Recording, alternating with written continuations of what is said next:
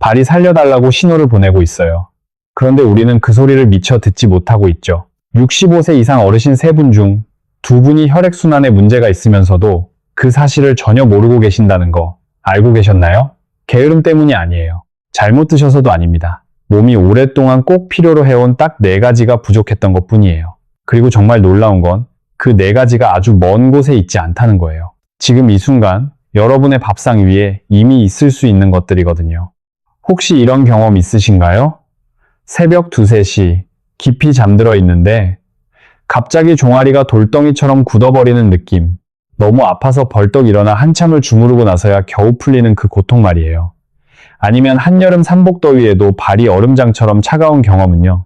거실 바닥에 앉아 텔레비전을 보다가 일어서려는데 2발이 마치 수천 마리 개미가 기어다니는 것처럼 저릿저릿한 그 느낌.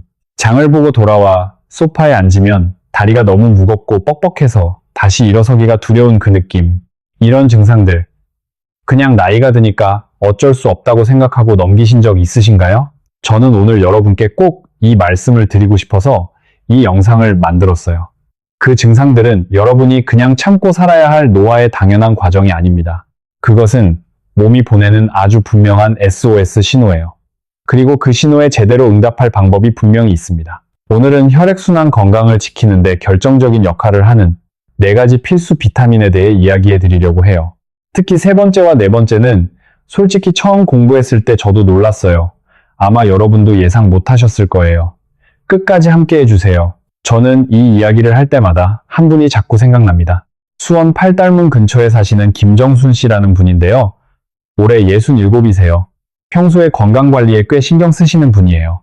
술, 담배도 안 하시고 매일 아침 동네 공원에서 걷기 운동도 꼬박꼬박 하시고 식사도 나름 조심하시는 분이거든요. 그런데 몇 달 전부터 밤마다 종아리에 쥐가 나서 잠을 제대로 못 주무시는 거예요. 새벽에 벌떡 일어나 발을 주무르고 다시 누우면 얼마 안 있어 또 쥐가 나고 그러다 보니 아침에 일어나도 늘 피곤하고 다리가 무거우셨대요. 처음엔 날씨가 추워서 그런 줄 아셨대요. 수원 겨울이 꽤 춥잖아요. 그런데 봄이 되고 날이 풀려도 전혀 나아지질 않는 거예요. 정순 씨가 그 오랜 시간 고생하신 진짜 이유는 따로 있었어요. 잠시 후에 말씀드릴게요. 먼저 혈액순환이 왜 이렇게 중요한지 아주 쉽게 이해하고 넘어가겠습니다. 제가 항상 이 비유를 써요. 혈관은 오래된 아파트 수도관과 비슷해요. 서울 강북 쪽에 보면 30년, 40년 된 아파트들이 많잖아요.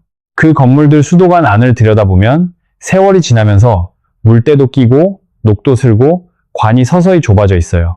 그러면 어떻게 되나요? 1층에는 물이 잘 나오는데 꼭대기층에는 수압이 약해지고 물이 느리게 나오고 심하면 아예 막히기도 하죠. 우리 몸도 꼭 그래요. 혈관이 좁아지거나 딱딱해지거나 막히기 시작하면 심장에서 힘차게 펌핑한 피가 발끝까지 제대로 가지 못해요. 산소도 영양소도 발끝 구석구석에 닿지 못하죠. 그래서 발이 차갑고 저리고 쉽게 부어오르고 밤에 쥐가 나는 겁니다. 그런데 혈액순환 문제는 단순히 발이나 다리만의 문제가 아니에요. 이게 더 무서운 부분이에요. 뇌로 가는 혈류에 문제가 생기면 어지럼증이나 기억력 저하로 이어질 수 있고 심장 혈관에 영향을 주면 심혈관 질환의 위험이 높아집니다. 혈액순환이 막혀 피가 한 곳에 고이면 혈전, 즉 피떡이 생길 수도 있는데 이게 심각한 경우 생명을 위협하는 상황으로 이어질 수 있어요. 우리나라 국민건강보험공단 자료에 따르면 60세 이상 어르신 중 하지정맥류나 말초혈관 질환으로 진료를 받으시는 분이 해마다 꾸준히 늘고 있다고 합니다. 이 문제 생각보다 훨씬 흔하고 중요해요. 그런데 많은 분들이 이 신호를 그냥 지나치세요. 왜냐하면 처음에는 아주 가볍게 시작하거든요. 그래서 오늘 절대 지나치면 안 될 5가지 경고 신호를 먼저 말씀드리려고 해요. 지금 말씀드리는 5가지 중에 하나라도 해당하신다면 오늘 이 영상을 정말 잘 찾아오신 겁니다. 첫 번째, 경고 신호는 발과 다리의 저림과 이상한 느낌입니다. 우리 어르신들, 바닥에 앉아 텔레비전 보시는 분 많으시죠? 오랫동안 쭈그리고 앉아 계시다가 일어서려고 할 때 발이 왁 저려오는 느낌, 다들 한 번쯤 경험해 보셨을 거예요. 그런데 이런 저림이 그리 오래 앉지도 않았는데 자꾸 반복된다면 또는 가만히 누워 있는데도 발바닥에서 발목 쪽으로 개미떼가 기어다니는 것 같은 느낌이 자주 온다면 이건 그냥 넘기시면 안 됩니다. 혈액이 발끝까지 원활하게 공급되지 못하면 근육과 신경이 산소를 충분히 받지 못하고 그때 이런 이상한 감각이 나타나거든요. 특히 평소와 달리 이런 증상이 잦아지고 있다면 몸이 보내는 분명한 경고입니다. 두 번째, 경고 신호는 발이 항상 차가운 것입니다. 이게 왜 문제냐고요? 삼복더위 한가운데에도 한낮에 에어컨도 없는 방에서도 발이 얼음장처럼 차갑다면 이건 체질 문제가 아닐 수 있어요. 심장에서 출발한 피가 발끝까지 제대로 도달하지 못하고 있다는 뜻일 수 있거든요. 혈액은 산소와 영양만 나르는 게 아니라 열도 함께 운반해요. 피가 발에 충분히 닿지 못하면 발은 자연스럽게 차가워질 수밖에 없죠. 많은 분들이 이걸 나는 원래 손발이 차가운 사람이라고 생각하고 지내시는데 갑자기 심해졌거나 예전보다 훨씬 오래 지속된다면 꼭 주의하셔야 해요. 세 번째 경고 신호가 바로 정순 씨가 그토록 오랫동안 고생하셨던 바로 그 증상이에요. 밤중 다리쥐입니다. 새벽 2, 3시쯤 한참 깊이 잠들어 있는데 갑자기 종아리가 돌덩이처럼 뭉치면서 쥐가 나는 경험. 너무 아파서 벌떡 일어나야 하고 한참 주무르거나 방안을 걸어야 겨우 풀리는 그 쥐 말이에요. 많은 분들이 이걸 칼슘이 부족해서 그렇다고만 생각하세요. 물론 칼슘이 원인일 수 있어요. 하지만 반복적으로, 특히 밤마다 쥐가 난다면 혈액순환 문제일 가능성이 상당히 높습니다. 운동 중이나 걸을 때 종아리가 당기고 아파서 멈춰야 하는 경우도 마찬가지예요. 의학적으로는 이걸 간헐성 파행이라고 부르는데 다리 혈액순환이 원활하지 않다는 아주 분명한 신호입니다. 또한 다리가 답답하고 불편해서 잠자리에서 편한 자세를 도저히 찾지 못하는 하지불안 증후군을 경험하시는 분들도 계신데 이 역시 혈액순환이나 신경에 문제가 생겼을 때 나타날 수 있어요. 네 번째 경고 신호는 발목 주변 피부색의 변화입니다. 거울로 발목과 복사뼈 주변을 한번 자세히 살펴보세요. 혹시 거뭇거뭇하게 색이 변했거나 약간 보랏빛이나 청보라색을 띠는 부분이 있지는 않은가요? 많은 어르신들이 이걸 나이가 드니까 생기는 검버섯이나 그냥 잡티라고 생각하고 넘기세요. 그런데 이건 혈관이 약해지고 피가 제대로 순환하지 못한다는 피부가 보내는 경고일 수 있어요. 특히 이 부위에 작은 상처가 생겼을 때 다른 곳보다 유독 낫는데 시간이 오래 걸린다면 더욱 주의가 필요합니다. 혈액순환이 나빠지면 조직 회복에 필요한 산소와 영양이 상처 부위에 충분히 가지 못하거든요. 다섯 번째 경고 신호는 다리의 하지 정맥류와 실핏줄입니다. 재래시장에서 하루 종일 서서 장을 보시거나 텃밭에서 오래 일하고 나서 다리를 보면 파란 혈관이 구불구불하게 도드라져 보이시는 분들 계시죠? 이게 하지정맥류예요. 정맥벽이 약해지거나 판막이 제 기능을 못하면 피가 심장으로 올라가지 못하고 역류하면서 혈관이 이렇게 부풀어 오릅니다. 그냥 보기 싫은 것만이 아니에요. 다리 통증, 부종, 묵직한 피로감의 원인이 되고 방치하면 혈전 형성 위험도 높아질 수 있어요. 지금 말씀드린 5가지 중 하나라도 해당하신다면 몸이 이미 도움을 요청하고 있는 거예요. 자, 여기서 꼭 드리고 싶은 말씀이 있어요. 겁먹지 않으셔도 됩니다. 증상이 심하거나 갑자기 나빠지신다면 반드시 가까운 병원에서 진찰을 받으셔야 해요. 하지 도플러 초음파 같은 검사로 문제를 일찍 발견할수록 치료도 훨씬 수월하거든요. 하지만 오늘 제가 말씀드릴 내용은 그 전에 또는 치료와 병행해서 일상에서 바로 시작할 수 있는 이야기입니다. 그리고 많은 경우 이런 생활 속 변화만으로도 충분히 개선될 수 있어요. 자, 그러면 이제 본론으로 들어가겠습니다. 오랫동안 많은 환자분들을 보아오면서 제가 느낀 것 중 하나가 혈액순환 문제로 고생하시는 분들의 공통점이 있다는 거예요. 특정 비타민들이 장기적으로 부족하다는 거예요. 그것도 특별하거나 희귀한 게 아니라 매일 밥상에서 충분히 채울 수 있는 것들이 조금씩 모자라고 있는 경우가 정말 많더라고요. 지금부터 말씀드릴 4가지 비타민, 이것들이 얼마나 중요한지 그리고 어떻게 보충하실 수 있는지 차근차근 알려드릴게요. 첫 번째는 나이아신, 즉 비타민 B3입니다. 저는 이 비타민을 혈관의 문직이라고 불러요. 왜냐하면 나이아신이 하는 역할 중 하나가 혈관벽을 유연하고 튼튼하게 유지하는 것이거든요. 혈관이 유연해야 피가 잘 흐르고 피가 잘 흘러야 발끝까지 산소와 영양이 전달됩니다. 나이아신이 부족하면 혈관벽이 뻣뻣해지고 그 안에 콜레스테롤이나 노폐물이 쌓이기 쉬워져요. 나이아신이 하는 또 하나의 아주 중요한 역할이 있어요. 바로 콜레스테롤 조절이에요. 나이아신은 나쁜 콜레스테롤인 LDL과 중성지방 수치를 낮추고 좋은 콜레스테롤인 HDL 수치를 높이는 데 도움을 줍니다. HDL은 혈관벽에 쌓인 콜레스테롤을 간으로 되돌려 청소해주는 역할을 해요. 혈관 청소부라고 생각하시면 딱 맞아요. 삼겹살, 곱창, 튀긴 음식들, 우리나라 음식 문화에서 참 친숙한 음식들이잖아요. 맛은 있지만 이런 음식들이 자주 반복되면 혈관에 기름때가 조금씩 끼기 시작해요. 나이아신은 그 청소를 도와주는 고마운 영양소예요. 그렇다면 어떻게 보충하느냐? 사실 어렵지 않아요. 닭가슴살이 나이아신이 아주 풍부해요. 요즘 많이들 드시잖아요. 아침에 닭죽 한 그릇이면 하루 나이아신 필요량의 절반 이상을 채울 수 있어요. 고등어도 훌륭한 공급원이에요. 고등어 조림이나 고등어 구이, 우리 어르신들 밥상에서 참 친근한 반찬이죠. 거기에 땅콩이나 아몬드 한 줌을 오후 간식으로 드시면 더할 나위 없이 좋습니다. 하루 권장량은 성인 기준 약 14에서 16mg인데요. 닭가슴살 100g만으로도 그 절반 이상을 채울 수 있어요. 균형 잡힌 한식을 드신다면 별도로 영양제를 구입하실 필요가 없는 경우가 대부분이에요. 한 가지만 주의하실 게 있어요. 혹시 나이아신 영양제를 드시는 분들이라면 얼굴과 피부가 화끈거리고 빨개지는 증상을 경험하실 수 있어요. 이걸 나이아신 플러시라고 하는데요. 의학적으로 위험하지는 않지만 꽤 불편할 수 있어요. 영양제보다는 음식으로 보충하시는 게 가장 안전하고 자연스럽습니다. 자, 이제 두 번째 비타민으로 넘어가 볼게요. 이건 아마 다들 잘 아신다고 생각하실 거예요. 그런데 이 비타민을 정말 제대로 섭취하고 계신 분이 생각보다 훨씬 적어요. 왜 그런지 지금 말씀드릴게요. 두 번째는 비타민 C입니다. 비타민 C 하면 감기 예방이지 하고 생각하시는 분 많으실 거예요.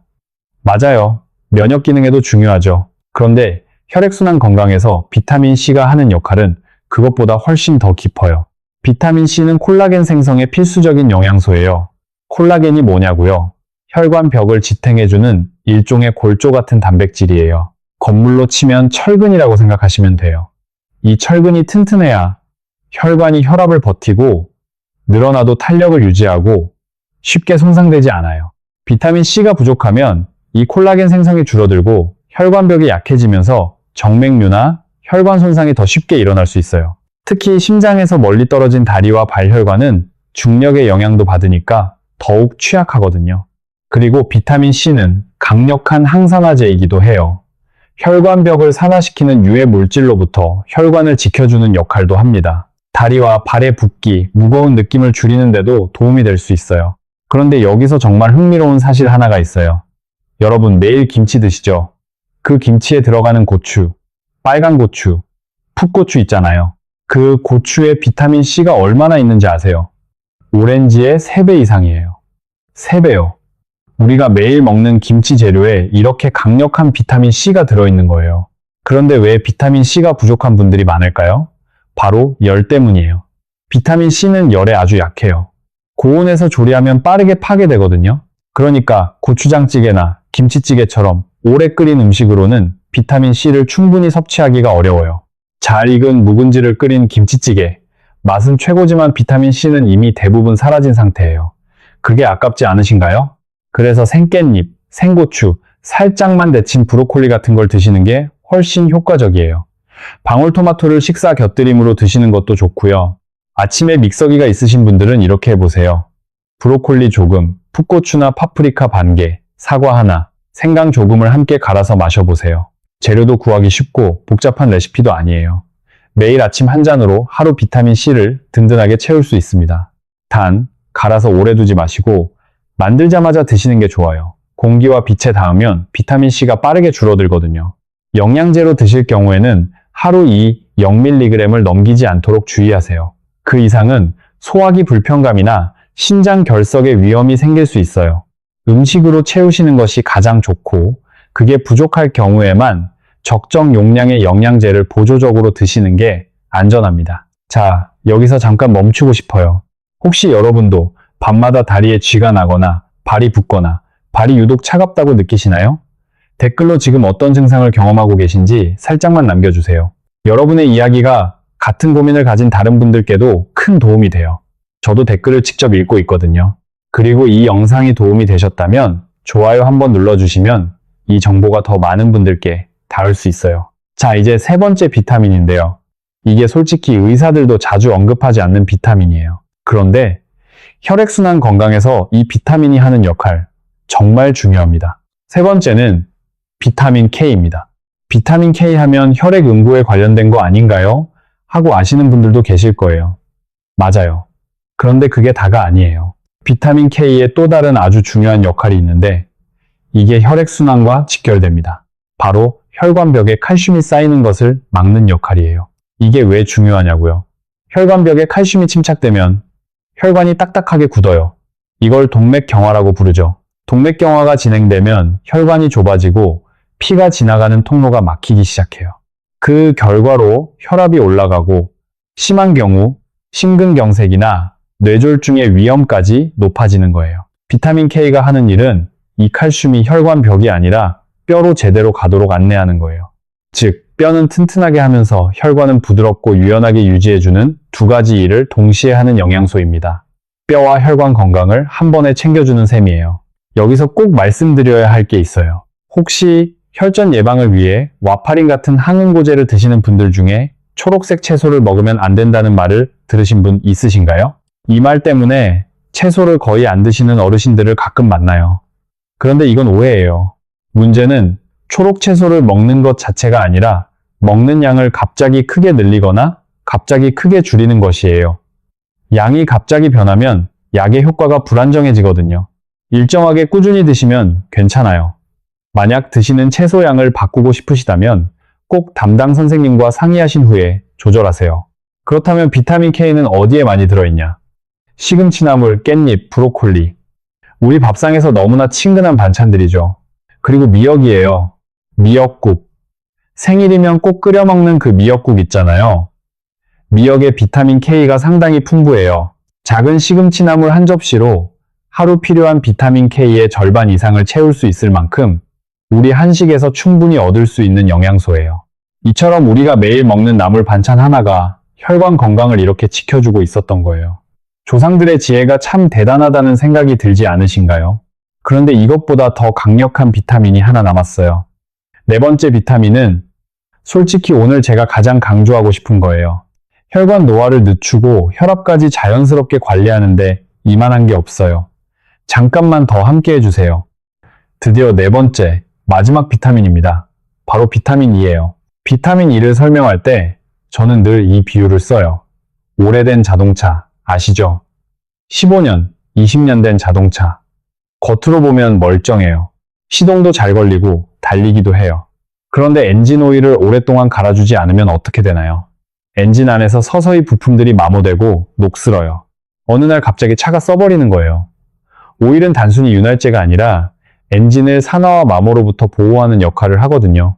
비타민 E가 혈관에서 하는 역할이 꼭 그래요. 우리 몸 안에는 활성산소라는 게 있어요. 이건 아주 작은 불꽃 같은 거예요. 세포와 혈관벽을 산화시키고 손상시키는 역할을 하죠. 나이가 들수록 이 활성산소가 더 많이 생기고 혈관은 더 빨리 녹슬기 시작해요. 비타민 E는 이 활성산소로부터 혈관벽을 지켜주는 강력한 항산화제예요. 혈관이 녹쓰는 것을 늦춰주는 엔진오일 같은 존재죠. 그런데 비타민 E의 역할은 여기서 끝나지 않아요. 비타민 E는 우리 몸에서 산화질소라는 물질의 생성을 도와줍니다. 산화질소가 하는 일이 뭐냐면 혈관을 부드럽게 이완시켜주는 거예요. 쉽게 말하면 긴장하고 딱딱해진 혈관을 느슨하게 풀어주는 거예요. 혈관이 이완되면 자연스럽게 혈압이 낮아지고 피가 더 원활하게 흐르게 되죠. 우리나라 국민건강보험공단 통계에 따르면 60세 이상 어르신 중 60% 이상이 고혈압을 갖고 계신다고 해요. 굉장히 높은 수치죠. 혈압약을 드시는 분들도 많으실 텐데 음식을 통해 비타민 E를 꾸준히 보충하는 것이 혈압 관리에 보조적인 도움이 될 수 있어요. 물론 혈압약은 임의로 줄이거나 끊으시면 안 되고 반드시 의사 선생님과 상의하셔야 합니다. 그럼 비타민 E는 어디서 얻을 수 있느냐? 여기서 저는 특별히 들기름 이야기를 꼭 드리고 싶어요. 들기름, 여러분 잘 아시죠? 시금치나물 무칠 때, 김 무칠 때 마지막에 한두 방울 넣는 그 들기름이요. 고소한 향이 밥상을 살려주는 그 들기름 말이에요.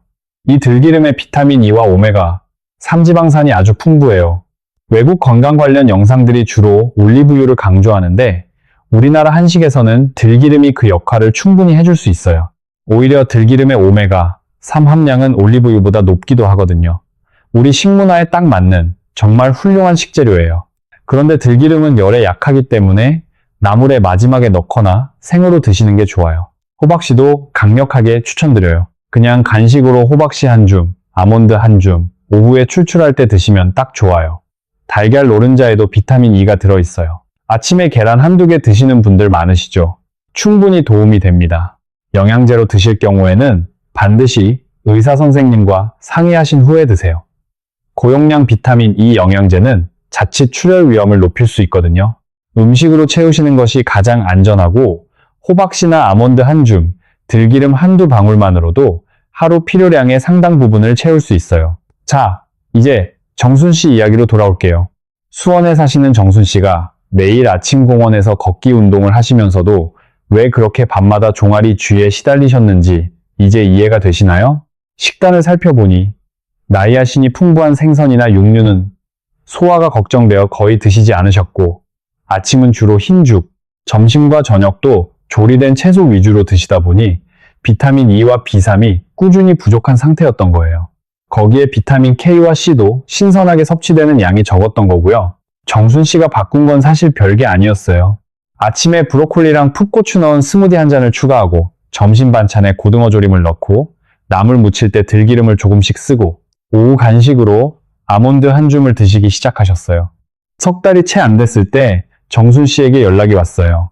밤에 종아리 쥐가 거의 사라졌다고요. 아침에 일어날 때도 다리가 훨씬 가뿐하고 팔달문 시장에서 장보고 돌아와도 예전처럼 다리가 천근만근 무겁지 않다고 하셨어요. 그냥 나이 드는 거라고 체념하고 사셨는데 이렇게 달라질 줄 몰랐다고요. 물론 이건 정순 씨 개인의 경험이에요. 모든 분께 똑같은 효과가 나타난다고 말씀드리는 게 아니에요.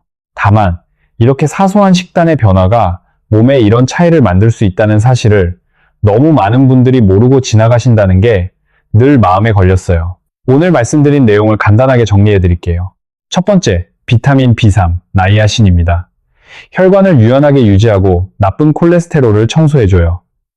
닭가슴살, 고등어, 땅콩이나 아몬드로 보충하세요. 두 번째, 비타민 C입니다. 혈관 벽에 콜라겐을 만들어 탄탄하게 해줘요. 생고추, 깻잎, 브로콜리를 가능하면 조리하지 않거나 살짝만 데쳐서 드시고 아침 스무디를 활용해 보세요. 세 번째, 비타민 K입니다. 혈관 벽에 칼슘이 쌓이는 걸 막아 혈관을 부드럽게 유지해줘요. 시금치나물, 깻잎, 미역국으로 매일 조금씩 꾸준히 드세요. 네 번째, 비타민 E입니다. 활성산소로부터 혈관을 보호하고 혈관을 이완시켜 피가 잘 흐르게 해줘요. 들기름, 호박씨, 아몬드를 꼭 챙기세요. 이걸 매일 다 챙기기 어렵다고 느끼시는 분도 계실 거예요. 그러면 딱 하나만 기억하세요. 이상적인 하루 밥상이에요. 아침에는 브로콜리, 풋고추, 사과, 생강을 함께 간 스무디 한 잔. 점심에는 고등어 조림 한 토막, 나물 무칠 때 들기름 2방울, 오후 간식으로 아몬드나 호박씨 한 줌, 저녁 밥상에 시금치나물이나 깻잎 한 접시. 이게 전부예요. 새로운 걸 사러 갈 필요도 없어요. 우리가 이미 알고 있는 한식 밥상 안에 이미 다 있어요. 의사로서 오랫동안 환자분들을 보아오면서 제가 깨달은 한 가지가 있어요. 병원에서 드리는 처방전도 중요하지만 그것보다 훨씬 더 중요한 것은 매일의 밥상이에요. 우리 몸은 매일 우리가 먹는 것으로 만들어지거든요. 혈관도, 심장도, 뇌도 매 끼니마다 우리가 무엇을 먹느냐에 따라 조금씩 더 건강해지거나 조금씩 더 약해지죠. 건강한 노후는 거창한 것에서 오지 않아요. 매일 아침 식탁에서 매번 반찬을 고를 때 그 작은 선택들이 쌓여서 만들어지는 거예요. 오늘 이 영상을 보셨다는 것은 이미 자신의 몸을 소중하게 여기고 계신다는 뜻이에요. 그 마음 자체가 건강의 출발점입니다. 너무 한꺼번에 다 바꾸려고 하지 않으셔도 됩니다. 딱 하나만 시작해보세요. 내일 아침 밥상에 들기름 한 방울, 점심에 시금치나물 한 접시. 그것만으로도 이미 여러분의 혈관은 어제보다 조금 더 건강해지기 시작하는 거예요. 다음 주에는 이런 이야기를 드리려고 해요. 건강에 좋다고 많은 어르신들이 매일 아침 빠짐없이 하고 계신 습관이 있어요. 그런데 그 습관 중 하나가 실제로는 혈액순환에 오히려 좋지 않은 영향을 줄 수 있다는 사실 알고 계셨나요? 어떤 습관인지는 다음 영상에서 말씀드릴게요. 여러분이 직접 하고 계신 습관일 수도 있으니 꼭 확인해 보세요. 오늘 영상에서 가장 도움이 된 부분이 어디였는지 댓글로 남겨주시면 정말 감사하겠어요. 비슷한 증상을 갖고 계신 분, 혹은 주변에 이런 고민을 하는 분이 계시다면 이 영상을 공유해 주세요. 소중한 사람의 건강을 챙기는 가장 쉬운 방법이거든요. 도움이 되셨다면 좋아요도 눌러주시고 아직 구독 안 하신 분들은 구독 버튼 눌러주시면 앞으로도 이런 건강 정보를 놓치지 않고 받아보실 수 있어요. 오늘도 따뜻한 밥 한 끼 잘 챙겨 드세요. 여러분의 건강한 하루를 항상 응원합니다.